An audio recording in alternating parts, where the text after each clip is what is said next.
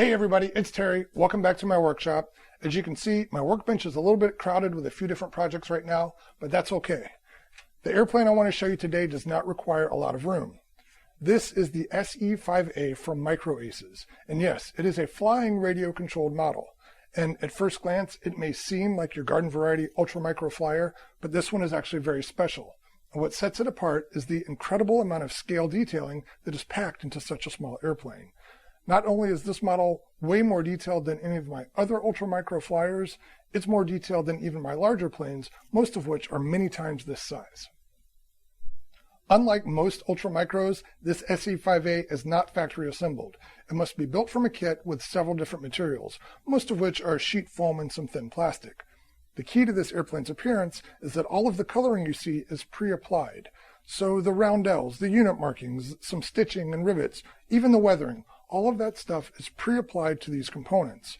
So when you assemble these two-dimensional materials into a three-dimensional airplane, you end up with a flying model that looks as good or better than a lot of static desktop models. Microaces recommends this kit for intermediate builders, and I agree.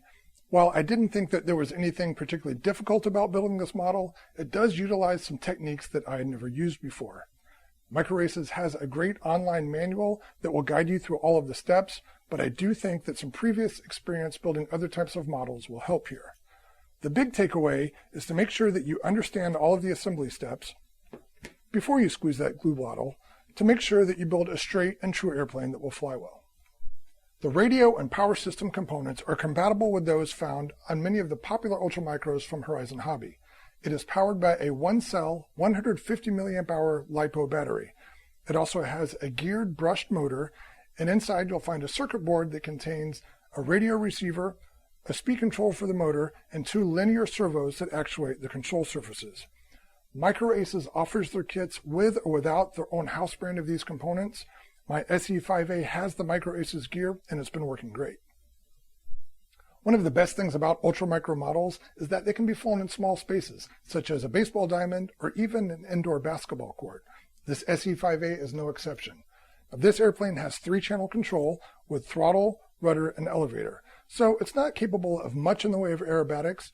It does, however, have a good balance of stability and maneuverability, so you can fly in those small spaces without any stress.